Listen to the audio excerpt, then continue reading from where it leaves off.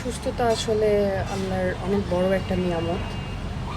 আসলে যারা সুস্থ আছেন, যারা ভালো আছেন, আলহামদুলিল্লাহ। তো হঠাৎ করে আমি প্রায় ৪-৫ দিন ধরে আমি ভীষণ অসুস্থ।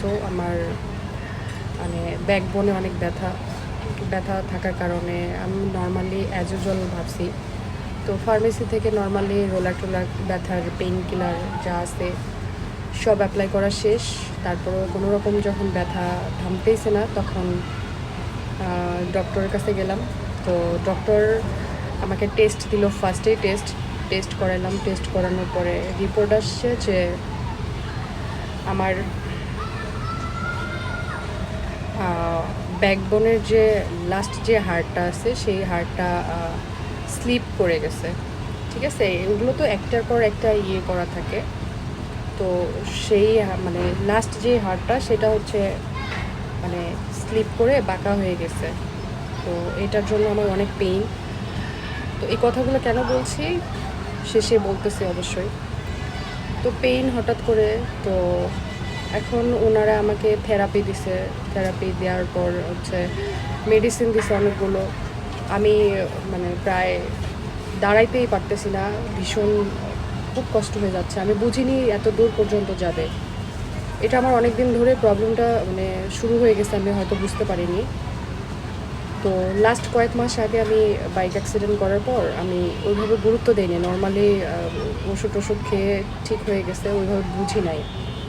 তো এরপরে এটার উপর প্রেশার পড়ার কারণে এটা ধীরে ধীরে এই প্রবলেমটা হয়ে গেছে।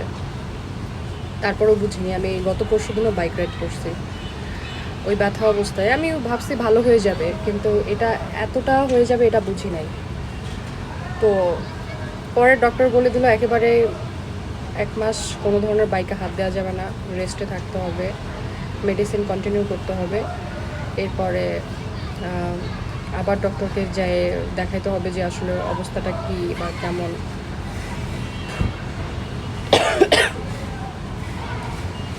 তো এই কথাগুলো বলার কারণটা হচ্ছে যে আসলে আমাদের প্রত্যেকটা ছোটোখাটো যে কোনো পেইন, যে কোনো অসুবিধা, যে কোনো প্রবলেম, এগুলোকে আসলে হেলা না করে এগুলোকে গুরুত্ব দেওয়া উচিত, এগুলোকে ট্রিটমেন্ট করা উচিত। সময়ে ট্রিটমেন্ট না করলে আসলে পরবর্তীতে এটা অনেক বড় ধরনের আকার ধারণ করবে। তো বাইক আসলে অ্যাক্সিডেন্ট, এটা আসলে অনেক ভয়াবহ অ্যাক্সিডেন্ট, এটা বলার অপেক্ষা রাখে না। তো আমি এতটাই নিজেকে স্ট্রং মনে করতাম যে আমি তখন মানে ওইটাকেও আমি পাত্তা দিইনি, আমি কোনোভাবেই গায়ে লাগাইনি। আমি জাস্ট মানে মেডিসিন খেয়ে ভালো হয়ে যাওয়ার মতো চিন্তা ভাবনা ছিল আমার। কিন্তু এটা এত দূর পর্যন্ত যাবে এটা কখনো বুঝিনি। তো আজকে আমি যদি সময়ে ট্রিটমেন্ট করতাম বা গুরুত্ব দিতাম, তাহলে হয়তো আজকে আমার এই দিনটা দেখা লাগতো না বা এই দিনটা ফেস করা লাগতো না।